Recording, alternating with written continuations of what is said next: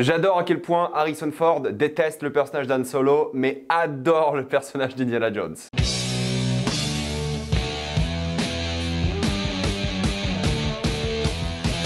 Indiana Jones 5 est le cadran de la destinée. Comme d'habitude, jusqu'à la minute indiquée dans le titre de la vidéo, il n'y aura pas de spoiler parce que vous êtes tranquille, après on va tout spoiler. Indiana Jones 5 est l'histoire d'Indiana Jones qui est accosté par sa filleule qui décide de chercher le cadran de la destinée et embarque Indiana dans l'aventure. Mais malheureusement, les nazis sont aussi à la recherche du cadran car il possède des propriétés dites magiques. Avant de commencer cette vidéo, j'aimerais comme d'habitude remercier le partenaire officiel de celle-ci, CyberGhost VPN et ses 38 millions d'utilisateurs et presque 5 sur 5 sur Trustpilot.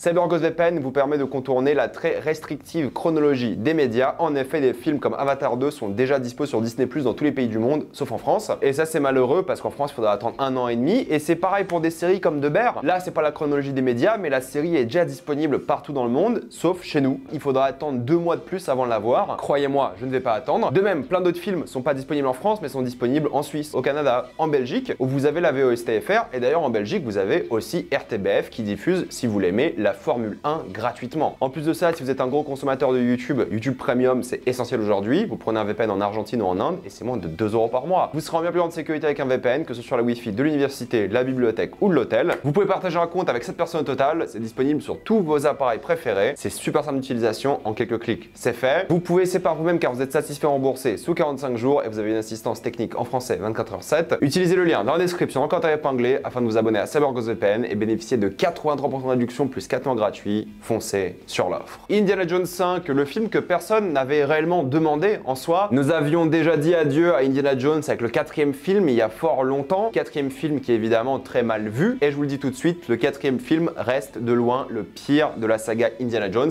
Ne vous inquiétez pas, on n'a pas fait pire aujourd'hui. Voilà, je vous le dis déjà. Mais maintenant, est-ce que ce film vaut les autres? On en parlera évidemment, mais personne ne voulait vraiment encore une suite Indiana Jones. Surtout que Harrison Ford, il est plus tout jeune. Je crois qu'il a bientôt la 80aine. Il est encore assez dynamique, il joue hyper souvent dans des films et maintenant même des séries. Mais personne ne voulait en soi ce film, mais il a été annoncé, on s'est dit pourquoi pas. James Mangold à la réalisation, le gars a un beau palmarès, il met bien en scène les films. On va sûrement regretter Spielberg, et je vous le dis tout de suite, James Mangold n'est pas Spielberg. C'est évident, personne n'est Spielberg, et ça se ressent, on va commencer par ça, James Mangold fait le taf. C'est bien mis en scène, les scènes d'action sont vraiment bien filmées, tu t'y perds jamais. Ça manque un peu d'iconisation de certaines choses, peut-être de certains personnages ou même de certains plans. T'as du mal à certains moments de te sentir dans l'aventure, parce qu'ils sont allés tourner dans des endroits comme la Sicile, mais t'as souvent l'impression quand même que c'est dans des endroits qui ont été faits en studio, et je trouve que ça c'est vachement dommage. Tu vois les fonds verts, tu sais à quel moment c'est vrai ou pas, tu vois les cascadeurs. Bon, c'est un film, c'est pas très grave à la limite, et je trouve que le mélange de fonds verts, surtout durant une course-poursuite et cascade, où ils ont fait des vraies courses-poursuites, est bien fait. Mais à certains moments, tu te dis, ok, là t'es en extérieur et c'est magnifique, et là t'es juste littéralement dans un studio et je le ressens, et c'est dommage. Ça m'a un peu fait sortir le truc, mais je trouve que c'est vraiment efficace. Il y a aucun plan que j'ai trouvé hideux par rapport à la mise en scène. On n'est pas sur le talent de Spielberg et son efficacité, c'est clair et net, mais en termes de mise en scène, ça fait le taf. Là où j'aurais peut-être quelques problèmes, comme je vous l'ai dit, c'est que c'est sage. Et ça, c'est un problème qui est sur tout le film. Le film ne prend pas de risque. Je voulais pas non plus qu'il réinvente le genre, hein, mais c'est juste que visuellement, c'est beaucoup trop sage pour une saga qui nous a quand même donné des plans bien plus mémorables, des moments iconiques par les visuels ou par les scènes d'action. Là, honnêtement, personne ne va se rappeler de aucune des scènes d'action de ce film. Elles sont bien, hein, mais vous allez pas vous en rappeler. Après, le problème que j'ai moi avec ce film, c'est les effets spéciaux, hein, on y est encore. C'est l'un des films les plus chers de l'histoire, presque 300 millions, 295 pour être précis. C'est un budget colossal, il faudra que le film aille chercher le milliard pour voir peut-être de la rentabilité. Je dirais même 1,2 milliard quoi. Mais soyons honnêtes, le début du film, sans spoiler encore une fois, c'est une séquence où Indiana Jones est jeune et c'est horrible. Les deepfakes d'un point de vue technologique, c'est intéressant. D'un point de vue cinéma, pour l'instant, c'est quasiment que déception. La séquence au début, je vous jure, est immonde. Pourtant, visuellement, il y a plein d'autres passages cool. C'est dans le noir, sous la pluie, reconstitution de l'Allemagne, il y a plein de trucs cool. Mais soyons honnêtes, le visage est très mal fait dans beaucoup de séquences, surtout quand il y a des éléments qui passent par-dessus, où il y a des cascades avec ce visage-là. T'as l'impression que c'est un peu flou et tout. C'est pas terrible. Ça m'a vraiment sorti du truc et pendant quelques minutes, j'étais juste hypnotisé par le visage qui m'a vraiment sorti de l'ambiance et je voyais que ça, quoi. Pour le 3e film, ils avaient juste recast. Alors oui, c'était en version enfant et là, on connaît à quoi ressemble Harrison Ford jeune. Mais je vous jure, je préfère clairement un monde où on recaste ces acteurs jeunes plutôt que faire un deepfake qui te fait sortir du film. Pour moi, ça m'a fait sortir du film. C'est pas immonde, mais ça m'a un peu gêné. Donc il y a une séquence comme ça au début qui m'a vraiment déstabilisé. Pourtant, le reste de la séquence est pas mal. Et le pire, c'est que dans cette séquence-là, c'est juste Indiana Jones et c'est son corps aussi. J'imagine que c'est pas Harrison Ford qui a fait beaucoup des moments où il bougeait comme un jeune, parce que c'est fait par ordinateur. Et la première fois qu'il entend la musique Indiana Jones, la fameuse musique, c'est genre une version par ordinateur d'Indiana Jones qui court sur un train, et tu te dis c'est pas possible, c'est dégueulasse. Les mouvements sont horribles et tout, c'est vraiment mal fait. Le corps d'Indiana Jones et le visage, ça m'a vraiment sorti du truc, et ça m'a empêché de vraiment profiter de la scène. Et t'as une autre séquence, sans entrer dans les détails, qui se passe sous l'eau, que j'ai trouvé vraiment dégueulasse visuellement, et c'était le moment où je voulais m'endormir. Vraiment, c'était genre l'intermission du film. Des problèmes par rapport aux effets spéciaux par rapport à ces séquences-là, mais sinon le reste, les scènes d'action sont faites pour de vrai, les courses-poursuites et tout, c'est plutôt bien fait, c'est divertissant. Ouais, là, il y a quelque chose de bien, quoi. Mais c'est en termes de rythme, encore une fois, 2h35, je trouve que c'est plutôt mal rythmé. On ressent pas vraiment le sentiment d'aventure, ce qui est un peu dommage. J'avais plus l'impression d'aller de studio en studio plutôt que de pays en pays. Il y a quelques séquences cool, la meilleure étant au Maroc, mais c'est vrai que j'étais quand même assez déçu parce que j'ai trouvé le film, je dirais pas bancal, mais juste passable. Il est bien dans l'aventure qu'il veut proposer, mais j'ai jamais eu ce sourire sur le visage en mode we're back, tu vois, genre on est reparti à l'aventure avec Indiana Jones. C'est pas non plus un passage de flambeau, et c'est ok, ça se concentre vraiment sur lui, mais en même temps, sentiment d'aventure, je l'ai pas retrouvé. Pas retrouvé comme à l'époque, alors que bon, j'ai 26 ans, j'ai pas vécu les films d'avant, et j'ai découvert quand j'étais jeune, et j'adorais le sentiment d'aventure. C'est l'héros d'aventure ultime. C'est inspiré des jeux, des films, des séries, c'est le héros ultime, et je m'y suis pas retrouvé en termes d'aventure. J'ai trouvé ça opérationnel, convenable, efficace, mais à aucun moment j'ai ressenti cet élan où on s'est dit on va visiter des choses abandonnées, on va vivre l'histoire. Il y a des passages quand même avec ça, mais je trouve que le film manquait peut-être un peu d'ambition. Pourtant, vu le budget, c'est un peu dommage, et ça manquait peut-être de cette électricité, on va dire,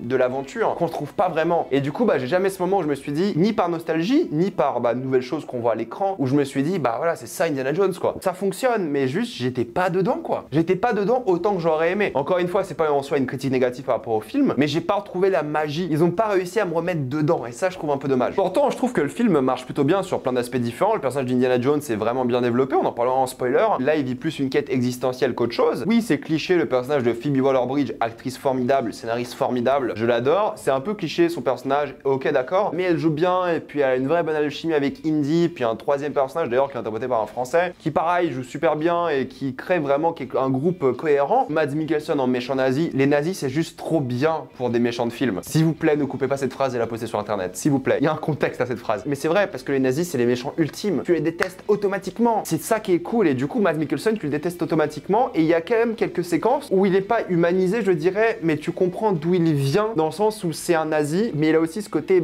scientifique qui est appréciable. Et c'est là que tu te rends compte au final que les nazis c'était aussi des gens qui ont été juste ruinés par l'idéologie. Et c'est pas un méchant mémorable, je dirais, c'est juste Mads Mikkelsen qui fait un bon travail. Et Hoyt Holbrook, je crois il s'appelle, qui est aussi très bon dans le film. Ils sont certes oubliables, mais ils font le taf. Et c'est ça mon souci avec le film, c'est que tout est bien, mais il y a aucun moment qui va au-delà. Il y a pas de moment d'émotion, il y a pas de moment de stress, de suspense, d'aventure. Il joue plusieurs fois la musique, le leitmotiv d'Indiana Jones, le fameux de John Williams, mais jamais ça atteint ce summum où je me suis dit là on y est quoi. C'est ça l'Indiana Jones que j'aime. C'est beaucoup trop simple et beaucoup trop convenable. Et vous le voyez, je dis pas d'une manière négative parce que j'ai passé un bon moment durant le film. Je trouve que tout est bien fait, mais jamais ça va chercher au-delà. Oui, il y a beaucoup d'incohérences scénaristiques et énormément de facilité pour faire avancer l'histoire, mais elles m'ont pas dérangé. Parce que l'idée c'est quand même de te faire vivre pas mal de séquences intéressantes dans des pays différents, mais même ça, j'ai pas trouvé très pertinent. Et ils auraient dû aller un peu plus loin. T'as une séquence au Maroc, toute la séquence d'ailleurs au Maroc, je dirais, est super bien faite, parce qu'on se sent un peu dépaysé au final. Il y a un peu de vie, on est en plein milieu de Tanger, c'est super intéressant, mais le reste du film, j'étais un peu sur ma faim quoi. Il y a un passage intéressant dans le film thématiquement par rapport à la science-fiction et à l'art de manière générale. Indiana Jones dans ce film, ça se passe dans les années 60, déteste les gens qui sont allés sur la Lune parce qu'ils trouvent qu'il y a beaucoup de choses qui se passent sur Terre et la Lune, il n'y a rien, c'est juste un rocher. Je sais pas si c'est la suranalyse, mais c'est avant tout une histoire de cinéma. Les gens qui veulent voler, chasser la Lune, alors qu'il y a plein d'histoires à raconter ici sur Terre. Pour moi, je l'ai vu un peu comme ça par rapport à l'art et je trouve que c'est un message intéressant, pas du tout exploité et superficiel. Et le message à la fin, sans entrer en spoiler, est banal, mais je trouve conclut bien toutes les intrigues de tous les personnages et annonce des vrais adieux, peut-être. La fin est même ambiguë sur ça, c'est ça qui me dérange aussi un petit peu. Le film a pas assumé le fait que c'est une fin ou pas. T'as l'impression que Disney était là en mode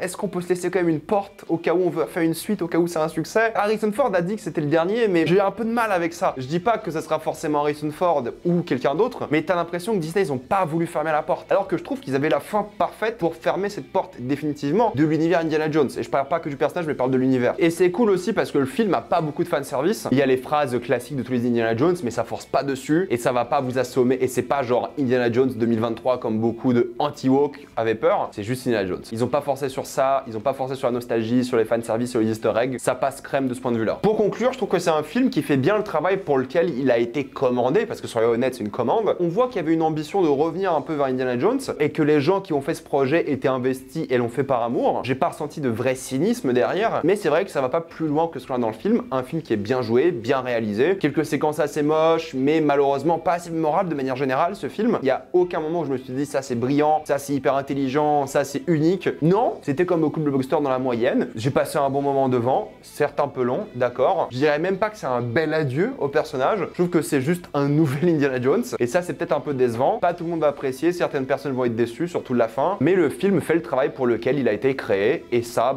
c'est pas vraiment négatif, c'est peut-être même une bonne chose. Juste peut-être une déception de se dire qu'on a un nouveau film Indiana Jones et c'est pas aussi bien que ça aurait dû être au final. Dans la masse des blockbusters, alors peut-être pas de cet été, parce que voilà, cet été en termes de blockbusters, c'est pas fou. Mais dans la masse des blockbusters déjà de cette décennie-là, des années 2020, je trouve qu'on va l'oublier. Et ça, c'est peut-être un peu malheureux. Est-ce que ça me dérangerait pas de l'acheter en Blu-ray 4K? Why not? Pourquoi pas? Avec les 5 films au total. Mais c'est tout, en fait. Et ça, c'est peut-être une déception. Je vous le conseille quand même. C'est un moment sympathique, certes sage, mais je pense que tout le monde va passer un moment convenable devant et un moment divertissant. Maintenant, on va passer en spoiler.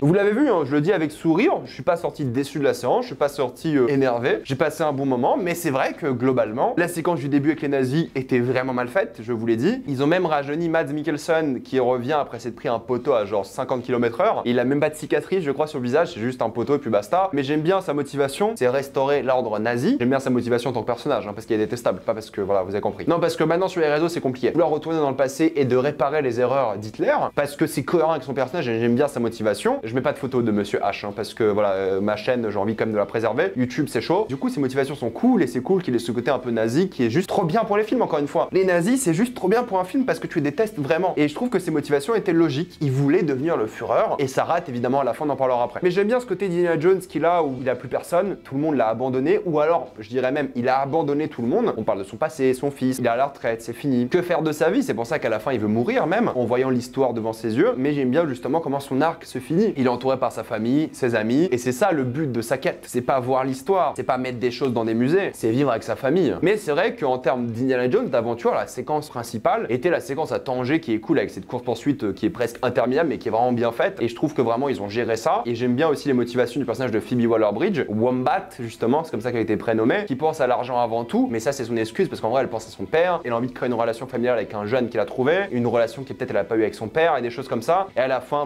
c'est un peu une figure paternelle, ce Indiana Jones, c'est pas pour rien, c'est filleul. J'ai bien aimé son évolution, rien de glorieux et d'exceptionnel en tant que film, mais nickel quoi, pour ce film ça marche très bien. C'est après Tanger quoi, que t'es un peu perdu je trouve par rapport aux nombreuses facilités scénaristiques et aux trucs voilà un peu bêtes et méchants. La séquence avec Antonio Banderas que j'adore, il y a ce moment où Phoebe est en train de déchiffrer le code et tout qui est super parce que ça montre aussi sa passion pour l'histoire et tout. Et la séquence sous l'eau, franchement je voulais m'endormir aussi quoi. C'est pas beau de une, t'as vraiment l'impression qu'ils ont pas du tout filmé sous l'eau, pas tout le monde est James Cameron, mais c'est là que j'ai fait waouh en fait le film est devenu chiant. Et là tu dis il y a encore une grosse séquence à la fin qui paraît le climax qui est divisé en deux parties, donc la partie en Sicile et la partie en Sicile mais dans le passé qui est juste d'une banalité légendaire. Vraiment j'ai trouvé ça correct, la confrontation entre les nazis et le groupe est juste banale et je trouve que tout est beaucoup trop simple, mais le film a quand même une sorte d'élan je dirais émotionnel à la fin qui est aussi magnifique. Alors c'est là que le film va beaucoup diviser, c'est par rapport au passé. Quand ils vont dans le passé, ils vont à 2000 ans, j'aime bien le fait que ce cadran-là a été utilisé par Archimède pour sauver son peuple, pour que des gens du futur viennent l'aider, j'aime bien cette idée. Ouais, le côté Eureka, ok, c'est un peu rigolo, mais c'est un peu forcé. Et ça m'a juste donné envie de voir plus de films historiques. Remettez du pognon dans des films historiques. Le début des années 2000, il y avait que ça. Remettez de l'argent dedans, bordel. Non, mais c'est un bon moment parce que t'as limite envie que Indy reste ici et meure parce que d'un côté, tu sais qu'il a plus personne à la maison, que sa vie est finie de ce côté-là. T'as envie qu'il reste ici en Sicile et qu'il meure. Parce qu'en vrai, il aurait vu l'histoire devant ses yeux et ça aurait été un bon moment pour lui. Et t'es énervé quand Phoebe le frappe. Mais en vrai, quand il se réveille, t'es heureux pour lui. Tu dis, ok, en fait, il y avait mieux que la Sicile où il serait mort probablement de ses blessures en voyant une guerre ou même tué par un Romain. C'était beaucoup mieux d'être avec sa famille et vivre ses derniers moments avec elle. Donc je trouve la fin est cool. Moi, ce qui m'a juste énervé, c'est quand il reprend le chapeau à la fin. Il y a deux choses. D'un côté, je vois Disney qui refuse de laisser mourir ce personnage. Et de l'autre côté, il y a cette beauté de se dire qu'il reste Indiana Jones,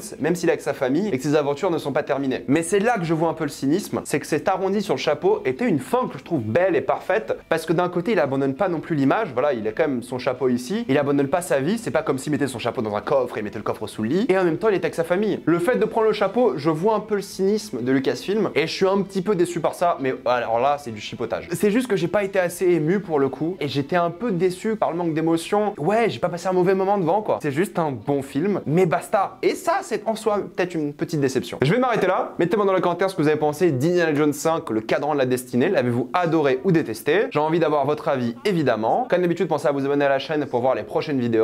Mettez un j'aime, ça aide beaucoup la chaîne. Suivez-moi sur tous les réseaux pour plus d'actualités, critiques et débats, et utilisez le lien dans la description, dans le commentaire épinglé, afin de débloquer les plateformes de streaming en toute accessibilité et sécurité. Tout ça pour 2,03€ par mois plus 4 mois gratuits. Foncez sur l'offre, et moi je vous dis à la prochaine fois. Salut à tous.